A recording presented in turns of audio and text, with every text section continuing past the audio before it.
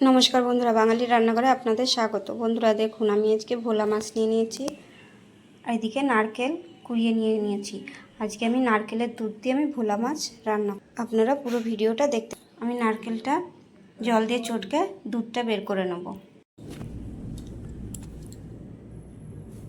দেখুন, নারকেলটা চটকে আমি দুধটা বের করে নেব। জিরে আর লঙ্কাটা বেটে নেব।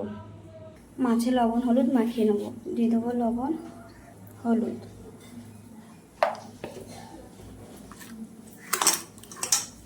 মাছ ভাজার জন্য কড়াইতে তেল দিয়ে দেবো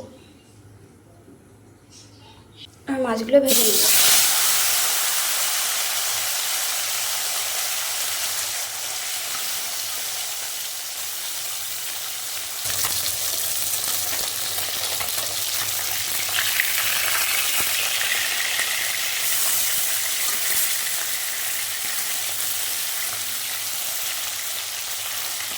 মাছগুলো এপাশটাও ভালো করে ভেজে নেব। দেখুন, মাছগুলো আমার ভাজা হয়ে গেছে। তেলের উপর দিয়ে দেবো গোটা জিরে। এবার লঙ্কা জিরে বাটাটা দিয়ে দেবো।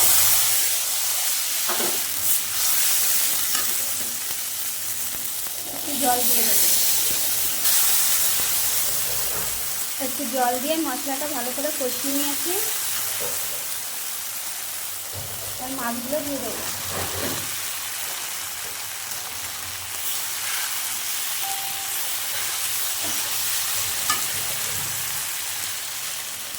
এবার নারকেলের দুধটা দিয়ে দেবো।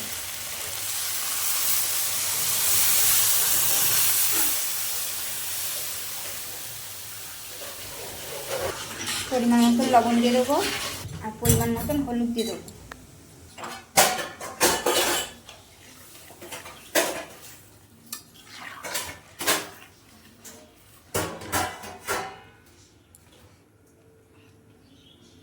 এবার ঢাকা দিয়ে দেবো। দেখুন, আমার মাছের ঝোলটা হয়ে গেছে। এবার আমি নামিয়ে দেবো।